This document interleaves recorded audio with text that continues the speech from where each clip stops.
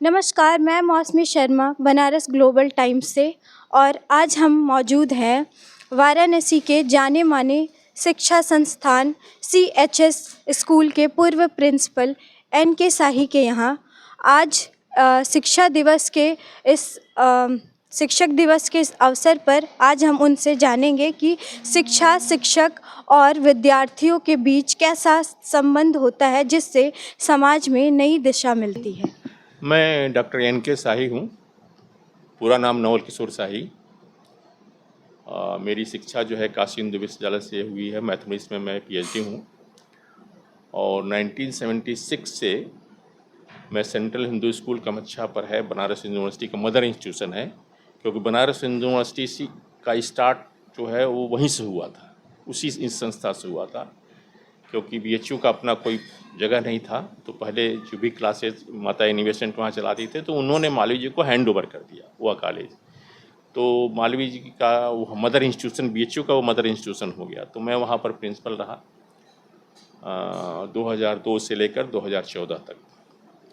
Principal होने के बाद वहाँ से मैं रिटायर हो गया। तो उसके बाद मैं फिर BHU में मालवीय मिलन सुनल केंद्र में कोऑर्डिनेटर हो गया, वहाँ कुछ दिन काम किया। उसके बाद फिर जो है मैं एक CBSE स्कूल में प्रिंसिपल हो गया।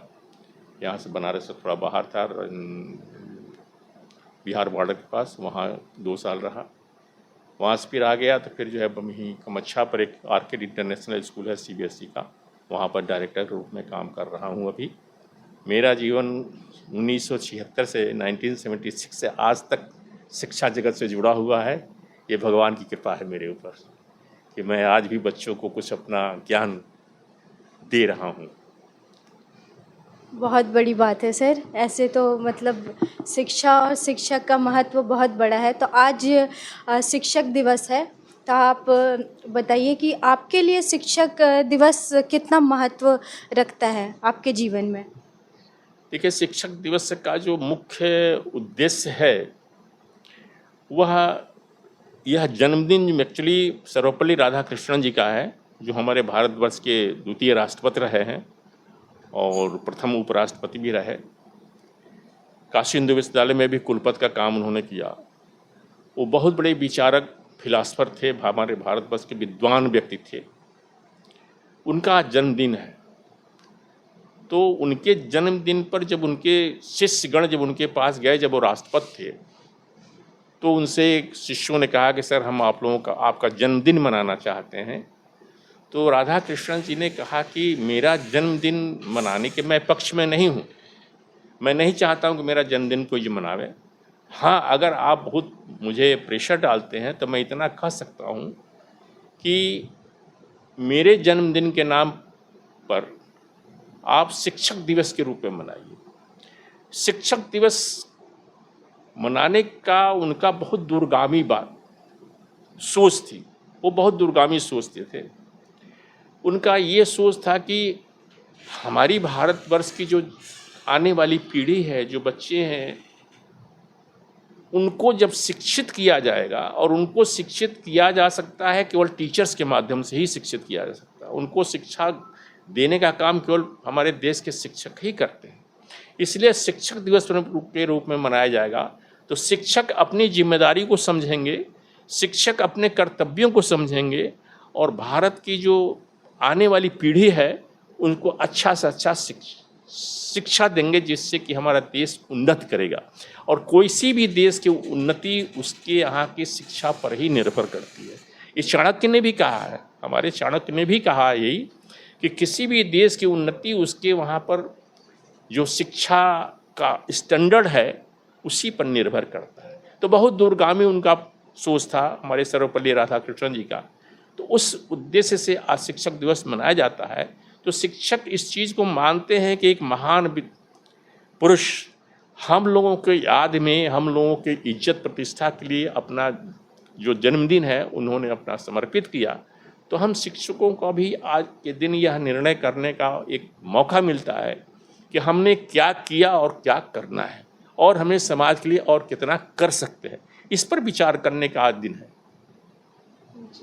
बहुत बढ़िया। सर, मैं ये जानना चाहूँगी कि शिक्षक और विद्यार्थियों के बीच का जो रिश्ता है वो किस तरह बदलता है, या फिर कह सकते हैं कि अभी के युग में किस तरह का भी रिश्ता है और पहले के युग में किस तरह का रिश्ता था, ये आपने अनुभव किया होगा, तो वो थोड़ा हमें बताइए कि कैसे कुछ बदलाव है या फिर बिल्कुल वैसे ही है। मैडम, आपको बहुत बहुत धन्यवाद। आपने एक ऐसा प्रश्न खड़ा कर दिया है जो कि यह एक प्रश्न बहुत ही इम्पोर्टेंट आजकल हो गया है। पुरानी शिक्षा पद्धति, पुराने अध्यापक और आज की शिक्षा पद्धति और आज के अध्यापक, बहुत परिवर्तन हो गया। पहले के अध्यापक का लगाव बच्चों के प्रति होता था और बच्चों को क्या दें, अपने अंदर जितने भी ज्ञान हो बच्चों को देने के लिए उत्सुक रहते थे। मैं एक एग्जाम्पल दे रहा हूं।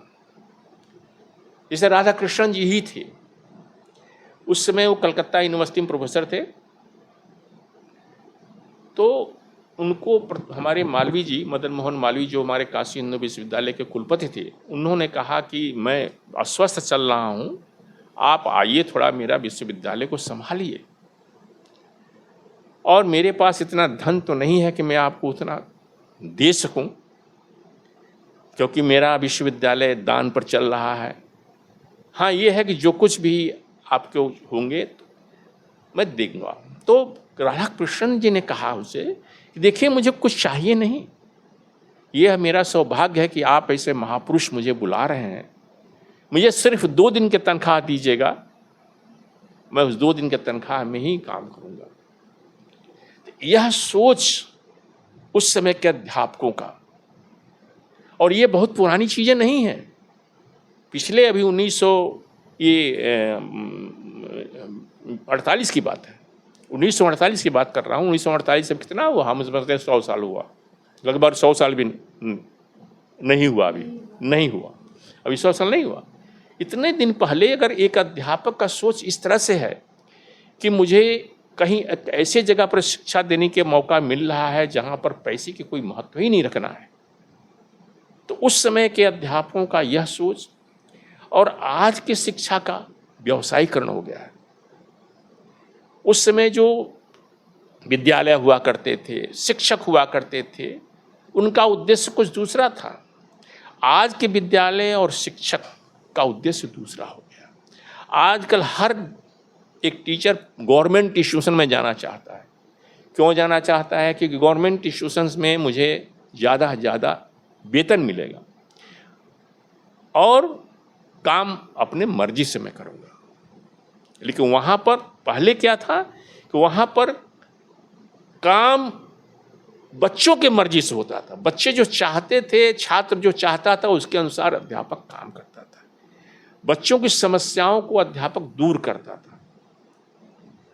तो उस समय और आज में शिक्षा में बहुत परिवर्तन हो गया। अब रिसर्च हो रहे हैं कि हम बच्चों पर क्या करें। उस समय के जो शिक्षक थे वो बच्चों को जो कह देते थे वह एक पत्थर पर लकीर जैसे हो जाता था। बच्चा वही मानता था क्योंकि शिक्षक ने मुझे ये कहा है।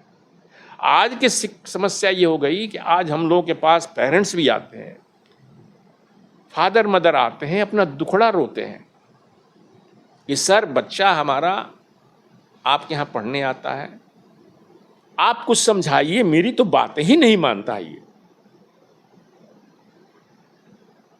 अब अध्यापकों के लिए भी एक बहुत बड़ी समस्या हो गई है कि उस बच्चे को कैसे समझावें, क्योंकि अब जो है हम देखते हैं कि करीब 70% बच्चे टीचर्स की बात नहीं मान रहे।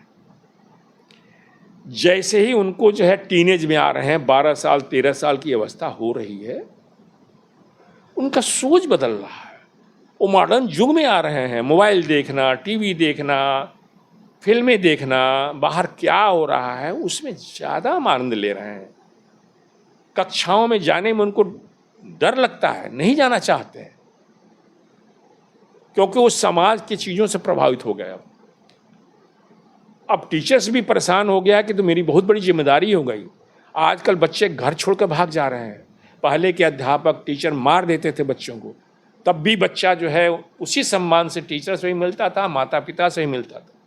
आज बच्चे को माँ बाप भी मार दें, देखिए फिर बच्चा घर छोड़कर भाग जा रहा है, सुसाइड कर ले रहा है, टीचर भी नहीं डर के हमारे बच्चे को बोल रहा है।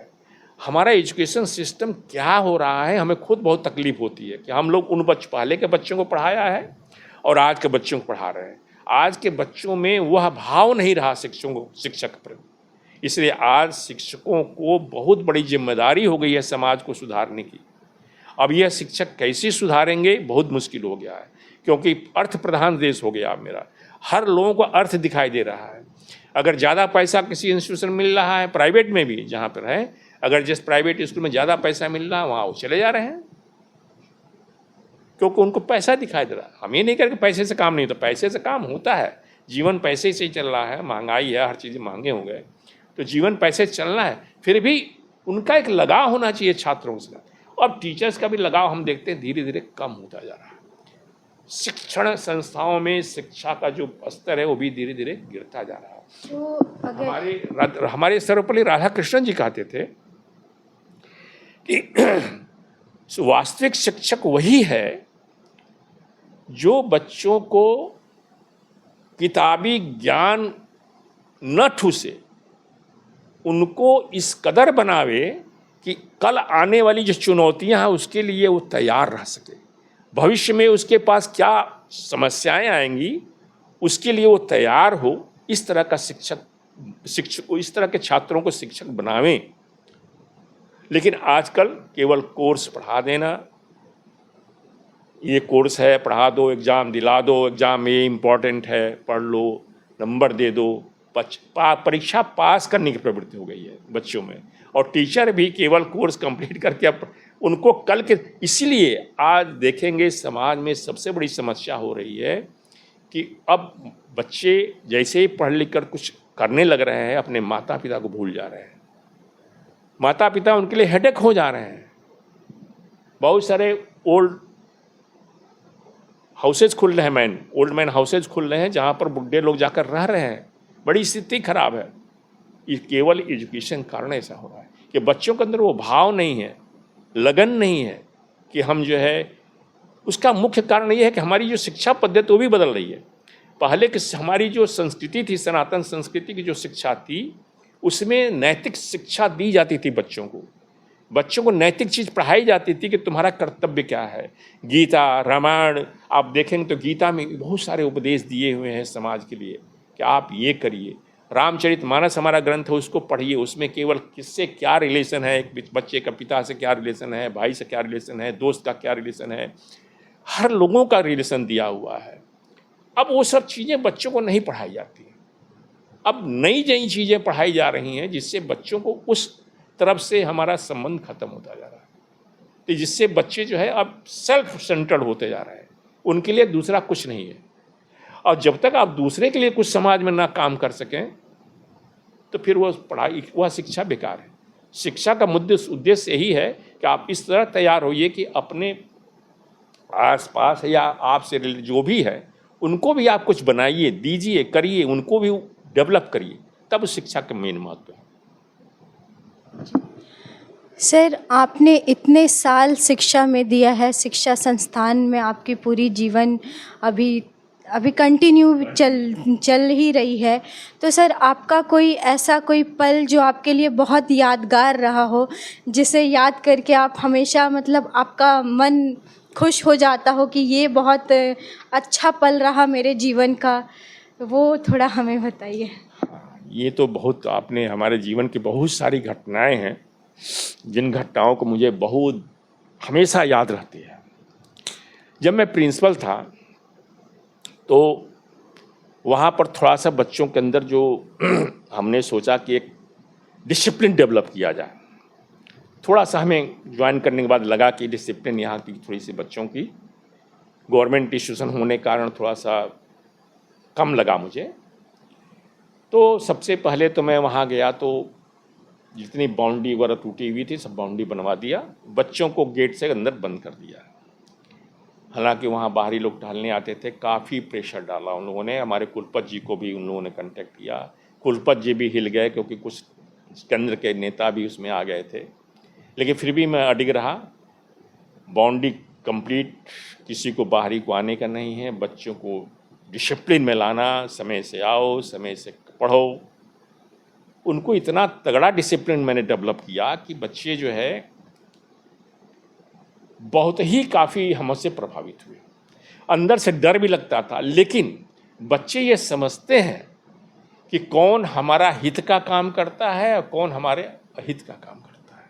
उनके अंदर इतना ज्ञान छुपा होता है, वो समझते हैं, वो रियलाइज करने लगे कि नहीं, प्रिंसिपल सर हमारे हित के लिए ही ये कर रहे हैं कि मैं कुछ पढ़ूं। उस पीरियड में जो पुराने बच्चे पढ़कर निकल गए थे, वो आते थे हमारे स्कूल में और वो कहते थे कि सर हमें बड़ा दुख इस बात का है कि आप मेरे समय में प्रिंसिपल नहीं थे। तो हमने कहा ऐसा क्या है भाई, उस समय भी तो कोई नहीं सर, उस समय जो प्रिंसिपल थे वो हम लोग को नहीं टोकते थे, हम लोग को डांटते नहीं थे, हमको दौड़ाते नहीं थे पढ़ने के लिए। आज तो आप कम से कम बताते हैं कि तुम्हारी ड्यूटी पढ़नी है, तुम पढ़ने आए हो, तुम्हारे माता पिता पढ़ने के लिए यहाँ भेजे हैं, तुमको पढ़ना चाहिए। तो ये चीज़ हम लोग को भी अगर उस समय कोई बताया होता तो हम लोग भी कुछ अच्छा बने होते। तो हमको आज इसीलिए मुझे लगता है कि सर आप हैं तो कम से कम बच्चों को टोकते तो हैं। अगर कोई बच्चा कोई गलत काम करता है, अगर आप उसको टोकें, उसको आप बतावें कि नहीं तुम इस गलत रास्ते पर चल रहे हो, इसी को काउंसलिंग कहते हैं। आप बच्चों को काउंसलिंग करिए। बच्चे अगर भटक गए हैं तो उनको काउंसलिंग करिए। वो काउंसलिंग का कोई भी रूप हो, प्रेम हो, डांट हो, समझाना हो, जैसे भी हो, तो वो बच्चे बाद में धीरे धीरे काउंसलिंग के माध्यम से रास्ते पर आने लगते हैं। वही काम मैं करता था। तो ये सब चीज़ें मुझे याद रहती हैं कि बच्चे जो है हमको ये कहते थे कि कम से कम बच्चे, आप तो नए, जो आपके साथ जो बच्चे हैं उनको कब रास्ते पर ला रहे हैं, हम लोगों को कोई लाने वाला नहीं था। इस तरह की जो घटनाएं हैं। जिस दिन मैं रिटायर हुआ, मैं दिल की बात बता रहा हूँ मैडम, जिस दिन मैं 31 जुलाई 2014 को मैं रिटायर हुआ, उस दिन मुझे अंदर से बहुत डर लग रहा था। मैं आपको दिल की बात बता रहा हूँ कि मैं बच्चों को बहुत कड़ाई किया हूँ। हो सकता है कि बच्चे हमको जाते समय यहाँ से मिसबिहेव करें, हुंट करें, हुटिंग करें, हैं। मेरे दिल की बात बता रहा हूँ आपसे, ये मेरे ऐसा लग रहा था कि हो न कहीं हो न जाए ऐसा, क्योंकि मैं बहुत टफ वहाँ पर था। तो लेकिन जस्ट रिवर्स हुआ। बच्चे मतलब इतना भावुक हो गए कि सर आज जा रहे हैं, अब हमको कौन संभालेगा, कौन कहेगा पढ़ने के लिए, कौन हमको घेरेगा, कौन हमको सुविधा अवेल कराएगा। मैंने मेरे चैम्बर में सुबह से मतलब कि कॉन्टिन्यूअस बच्चों का आना, पैर छूना, कॉन्टिन्यूअस पैर छूना। सर चलिए एक बार हम लोग को ग्राउंड में एड्रेस कर दीजिए, क्योंकि मैं अक्सर असेंबली में एड्रेस बच्चों करता था, उनको नैतिक शिक्षा देता था, बताता था उनकी ड्यूटी क्या है, किस लिए विद्यालय आया हो, तुम्हारे माता पिता के तुम्हारी क्या रिस्पॉन्सिबिलिटी है, इस तरह का मैं ज्ञान देता था। तो अंतिम दिन सर चलिए एक बार और हम ग्राउंड में चलिए और हम लोगों को जो है थोड़ा सा इस पर जो है अपना भाषण दे दीजिए। मैं गया, ग्राउंड में गया, फिर से बच्चों को कुछ एड्रेस किया, आया। उसके बाद जैसे ही मैं मंच से उतरा अपने स्टेज से, बच्चे कंधे पर बैठाने लगे मुझे, सर मेरे कंधे बैठ जाइए, मैं कंधा बैठा कर लेकर चलूँगा। हमने कहा नहीं कंधे पर नहीं बैठना है भाई, चलो ठीक तो है आओ। उसके बाद बच्चे नारा लगा रहे हैं, हमारा प्रिंसिपल कैसा हो, शाही सर जैसा हो, हमारा प्रिंसिपल। विद्यालय में जैसे लग रहा था कि वो चुनाव हो रहा है, मेरा प्रिंसिपल कैसा हो, शाही, वो सब चीज़ हमें नहीं, आज तक नहीं भूलता और मरते समय तक नहीं भूलूंगा। बच्चों ने इतना प्यार दिया मुझे कि क्या बताऊँ आपको। इसलिए प्यार दिया कि आप अपना जीवन अगर बच्चों के लिए लगाइए, जो हमारी जिम्मेदारी है उसको करिए, तो रियली उसका रिटर्न मिलता है। आप दूसरे की भलाई की बात करेंगे तो वो भी आपकी सोचेगा। तो यही सब चीज़ें हैं, बहुत सारी घटनाएं हैं, मैं और क्या क्या बताऊं आपको। ये सब बहुत सारी घटनाएं हैं, लेकिन ये मुख्य थी, बता दिया, जो हमारे हमेशा माइंड में घूमता है। सर ये तो बहुत बड़ी बात है, आप जैसा शिक्षक हो तो बच्चे सम्मान करेंगे ही, याद करेंगे ही। तो बहुत बड़ी बात है सर। हम भी अपने शिक्षक को नहीं भूलते हैं। मेरे भी बहुत सारे शिक्षक हैं जिन्हें मैं कभी नहीं भूलूंगी। उन्होंने केवल मुझे शिक्षा नहीं दी बल्कि मुझे सही राह पे भी चलना सिखाया है, तो मैं भी नहीं भूलती हूँ। तो सर आप जैसा शिक्षक बहुत बड़ी बात है इस समाज के लिए। तो सर मैं ये जानना चाहूँगी कि सर अभी की जो युवा पीढ़ी है और अभी का जो शिक्षा का जो रवैया है, या फिर ये कहिए कि शिक्षा संस्थानों में जैसे अभी चल रहे हैं, तो आप कुछ ऐसा संदेश देना चाहते हैं जो थोड़ा सा लिबरल हो पाए या फिर पहले की तरह थोड़ा सा ठीक हो पाए? तो देखिए, मैं आज भी आर्किड इंटरनेशनल स्कूल मामूरगंज में एक है, वहाँ पर जाता हूँ, एज ए डायरेक्टर हूँ, वहाँ पर हूँ। मैं अक्सर टीचरों से भी कहता हूँ, जब टीचर्स मीटिंग होती है तो मैं टीचर से कहता हूँ कि आपकी जो 40 मिनट का जो पीरियड है, बच्चों को जो किताब की ज्ञान दे रहे हैं, आप बच्चों को कुछ नैतिक मूल्य भी बताइए, उनकी क्या रिस्पॉन्सिबिलिटी है, समाज के प्रति क्या ड्यूटीज़ हैं। तो अब देखिए, न्यू जो पॉलिसी आई है 2020 की एजुकेशन पॉलिसी NEP 2000, उसमें है कि कुछ बच्चों को नैतिक शिक्षा भी दी जाए, क्योंकि ये बहुत आवश्यक हो गया है। तो हम तो अभी जहाँ मैं हूँ वहाँ पर अपने टीचरों को भी कहता हूँ कि आप क्लास में कम से कम बच्चों के 2 मिनट 4 मिनट अवश्य बच्चों को बतावें। और हम हर जगह के टीचरों को ये अभी आपके माध्यम से कहना चाहते हैं कि केवल आप जाकर क्लास में जो बुक में लिखा है कोर्स पूरा करना, इसमें ही मत रहिए। हमें उन बच्चों, देखिए राधा कृष्णन जी ने यही कहा था कि वास्तविक टीचर वही है जो कल की चुनौतियों से लड़ने के लिए बच्चों को तैयार करे। तो कल से चुनौती वही है कि आप जब समाज में जाएंगे तो आपकी ड्यूटीज़ क्या है। आप पढ़कर जा रहे हैं तो आपकी ड्यूटीज़ क्या है, उस ड्यूटीज़ को आप अच्छे ढंग से संभाल पा रहे हैं कि नहीं। ये एक टीचर की ड्यूटी है कि आज से ही उस बच्चे को, उस घड़े को हम गढ़ें उस तरह से तैयार हो कि जब ये यहाँ से जाएगा तो समाज के लिए भी कुछ कर सके, अपने परिवार के लिए कर सके, समाज के लिए कर सके। और जब समाज और परिवार के लिए करेगा तो देश के लिए भी होगा, स्वाभाविक है, और राष्ट्र जो है वो उन्नत करेगा। तो मैं आपके माध्यम से हर विद्यालय के जो शिक्षा जगत में शिक्षक हैं उनसे एक ही अनुरोध करूंगा कि आपके संसर्ग में जितने भी बच्चे हैं, छात्र हैं, वो छोटे क्लास का हो या मिडिल क्लास का हो या हायर क्लास के हो, उन बच्चों के अंदर समाज के प्रति जवाबदेही का भी शिक्षा दीजिए कि आपको समाज के प्रति भी कोई जवाबदेही है। भगवान ने आपको अगर भेजा है तो सिर्फ अपनी रोटी खाने के लिए नहीं भेजा। कितना धन चाहिए आपको, केवल धन के लिए मत मरिए। आपके पास ईश्वर ने कुछ दिया है तो समाज के लिए आप क्या कर रहे हैं, समाज के लिए भी कुछ करिए। ऐसी शिक्षा पद्धति होनी चाहिए और इसको लागू करने के लिए सभी अध्यापक ही कर सकते हैं। तो इस तरह की चीज़ें अगर बच्चों के दिमाग में डाला जाएगा, नैतिक मूल्य डाला जाएगा, तो निश्चित रूप से कल आने वाला जो दिन है वो हमारे देश के लिए बहुत लाभकर होगा और समाज के लिए भी लाभकर होगा। यही मेरा। तो सर आपको क्या लगता है कि आने वाले समय में शिक्षा किस ओर जाएगी और किस ओर, मतलब नई दिशा की ओर किस तरीके से अभी बढ़ रहा है शिक्षा, वो उसके बारे में थोड़ा आप बताइए। देखिए, शिक्षा तो जो न्यू पॉलिसी आई है CBSE ने भी देखिए कुछ लागू कर रहा है, जो कि थोड़ा सा मुझे खटक रहा है, क्योंकि एक बार CBSE ने ये लागू किया था कि कक्षा 8 तक बच्चों को बिल्कुल नहीं फेल करना है। तो उन्होंने कुछ दिन देखा रिजल्ट, तो CBSE बोर्ड ने रिजल्ट देखा तो कहा कक्षा 8 तक जब बच्चे फेल नहीं हो रहे तो जाकर 9, 10 में 10th में फेल हो रहे हैं। जब बच्चा 8th क्लास तक कुछ फेल ही नहीं हो रहा, उसको डर ही नहीं पढ़ाई के हुआ, हम पास होते गए, तो अब 10th में जाकर रिजल्ट बहुत ख़राब हो रहा है। एकेडमिक जो स्टैंडर्ड है बच्चों का गिर रहा है। इतने सरल पेपर, इतने कोर्स को कम करने के बाद भी बच्चे ज़्यादा फेल हो रहे हैं। तो फिर उन्होंने इस साल से फिर चेंज कर दिया, अपने जो ओल्ड पॉलिसी है उसको उन्होंने चेंज कर दिया है कि नहीं, फिर आप 8th क्लास तक बच्चों को फेल करिए, अगर नहीं है उनको फेल करिए, फिर चांस दीजिए पढ़कर फिर परीक्षा दें, पास हो। तो इस तरह से चीज़ें जो हो रही हैं, अभी नया आ गया है कि अगले साल से फिर 9th क्लास में जो बच्चा होगा वो उसको कॉपी किताब दे दी जाएगी, बुक दे दिए जाएंगे और देख करके एग्ज़ाम देगा वो। तो और निश्चिंत हो जाएगा वो कि अब हमें बुक देखकर ही एग्ज़ाम देना है, तो जो भी पढ़ लिख रहा है वो भी नहीं पढ़ेगा है कि हम जब बुक से ही लिख कर ढूंढेंगे, जबकि क्वेश्चन उसमें इस तरह से होंगे कि उसको सोचने की शक्ति पर डिपेंड करेगा। किताब से क्वेश्चन नहीं रहेंगे, उसको सोचने की शक्ति का क्वेश्चन आएंगे, फिर भी वो निश्चिंत रहेगा, क्योंकि बालक है, उसको ज्ञान ही नहीं है। तो हमारा जो शिक्षा है, ये जो बार बार रिसर्च होते हैं, ये ठीक नहीं है। हमारी जो पुरानी शिक्षा पद्धति देखिए आज आ रही है कि आप बच्चों का ज्ञान में सोचने की शक्ति बढ़ाइए। पहले भी सोचने की शक्ति थी, ऐसा नहीं था पहले सोचने की शक्ति नहीं थी।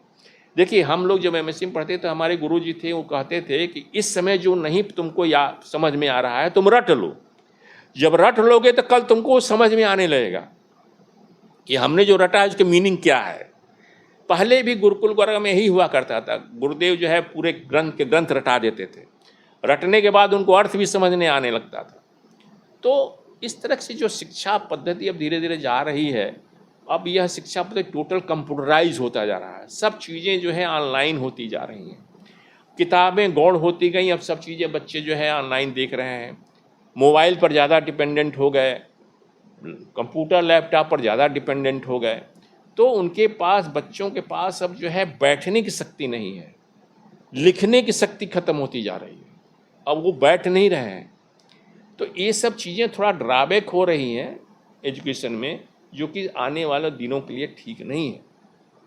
आप देखिए हमारे देश के बहुत सारे मेरिटोरियस बच्चे विदेशों में चले गए हैं, वहाँ जाकर उस देश का काम कर रहे हैं। अगर ऐसे धीरे धीरे शिक्षा अगर डाउन होती गई तो फिर वो बच्चों का भविष्य खराब होगा। तो हम पुराने चीज़ों में जो अच्छी चीज़ें थी उसको लागू रखना चाहिए, और बच्चों को मेरिट बनाए रखना चाहिए कि बच्चे जो है कुछ अपने से रटें, करें, ध्यान दें, परीक्षा को महत्व दें कि परीक्षा है तो उस महत्व को समझेंगे। अब परीक्षा को ही अगर आप एकदम नॉर्मल करते जाएंगे तो फिर उनको पढ़ने के प्रति भी लगाव नहीं रहेगा। तो अभी सबसे जो रिसर्च है दिस है, हायर एजुकेशन में जाइए तो वहाँ पर जो है बच्चे जो है अपना जो है रिसर्च करते हैं। ऊपर क्लासेस में तो कम करते हैं, ज़्यादा लाइब्रेरी करना है, पढ़ना है, लेकिन हम देखते हैं कि इतने स्कूल कॉलेजेस खुलते जा रहे हैं, हमारी जनसंख्या बढ़ती जा रही है, लेकिन आज यूनिवर्सिटीज़ में स्थिति ये है, आज यूनिवर्सिटी में स्थिति ये है, बनारस यूनिवर्सिटी है, चार यूनिवर्सिटी है, कि साइंस स्ट्रीम के बच्चे नहीं मिल रहे हैं पढ़ने के लिए। कारण क्या है?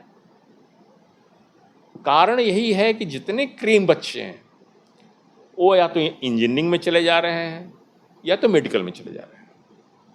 उसके बाद जो बच रहे हैं वो बीए, बीएससी, एमएससी में जा रहे हैं। तो वो मीडियाकर बच्चे जा रहे हैं जो हमारे साइंस सिस्टम और आर्ट सिस्टम, कॉमर्स सिस्टम है। तो उस मीडियाकर स्टूडेंट में भी अब वो कम संख्या हो रही है, उनकी सीट नहीं भर रही है, क्योंकि वो टेस्ट ले रहे हैं, टेस्ट लेने के बाद भी उनकी सीट नहीं भर रही है। अभी पेपर में निकल रहा है कि ओपन कर रहे हैं कि पहले आओ, पहले एडमिशन लो। पहले ऐसा नहीं हुआ करता था, अभी 2-4 साल, 5 साल, 10 साल पहले की बात बता रहा हूँ।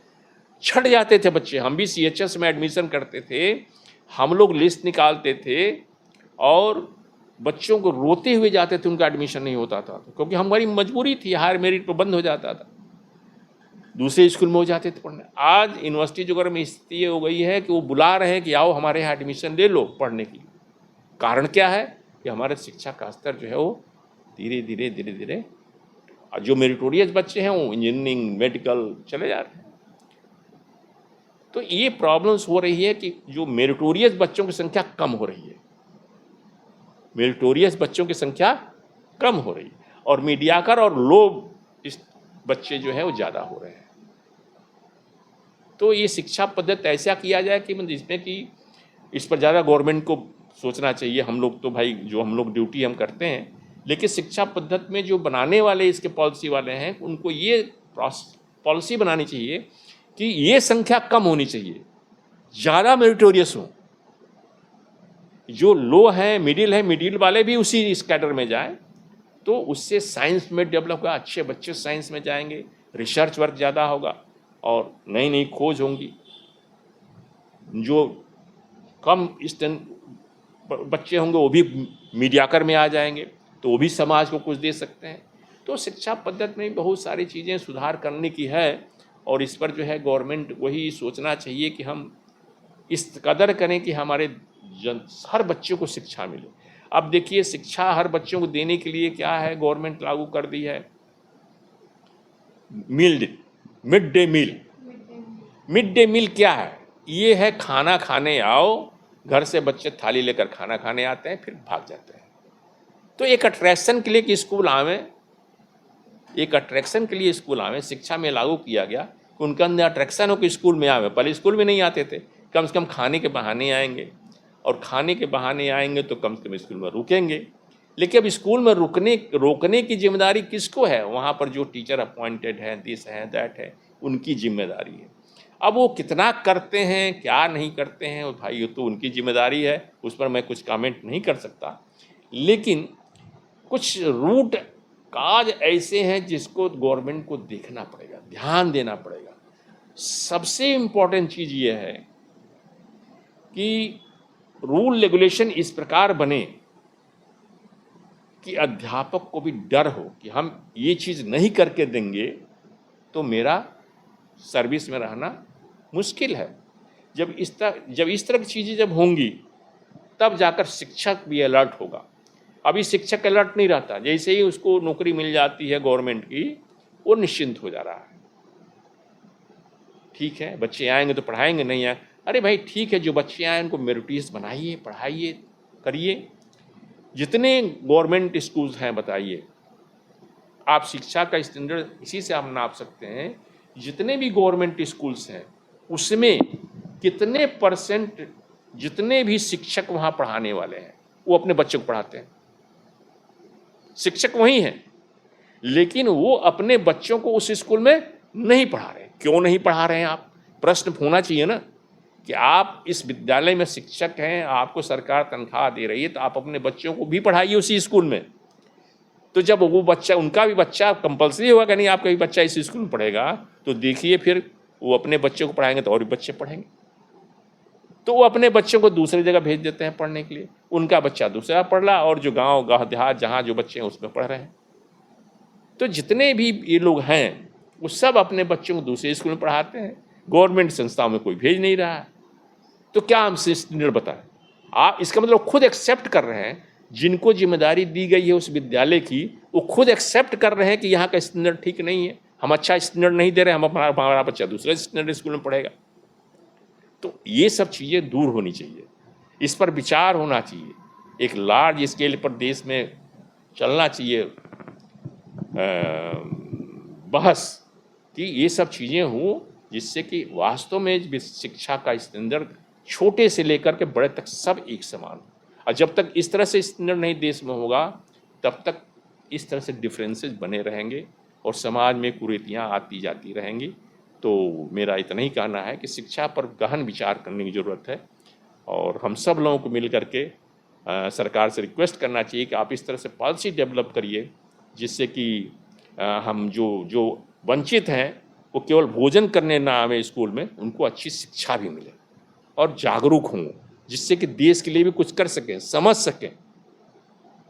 तो इस चीज़ों पर भी हम लोग का होना चाहिए। मैडम जी, बहुत बहुत धन्यवाद सर, आपसे बात करके बहुत अच्छा लगा। आपने हमें बहुत सारे पहलुओं के बारे में बताया, हमें मतलब नीचे से लेकर ऊंचे दर्जे तक हर चीज़ आपने बहुत अच्छे से हमें समझाया। उसके लिए आपका बहुत बहुत धन्यवाद सर, आपने बहुत कीमती समय हमें दिया, हम बहुत इसके लिए आभारी हैं आपके। ये थे हमारे साथ CHS स्कूल के पूर्व प्रिंसिपल एवं RK इंटरनेशनल स्कूल के अभी डायरेक्टर, और इन्होंने हमें अपने विचारों से बताया कि शिक्षा केवल किताबों तक ही सीमित नहीं बल्कि अच्छे मार्गदर्शन से नई दिशा की ओर जाती है। मेरी और बनारस ग्लोबल टाइम्स की तरफ से आप सबको शिक्षा दिवस की ढेरों सारी शुभकामनाएं। धन्यवाद।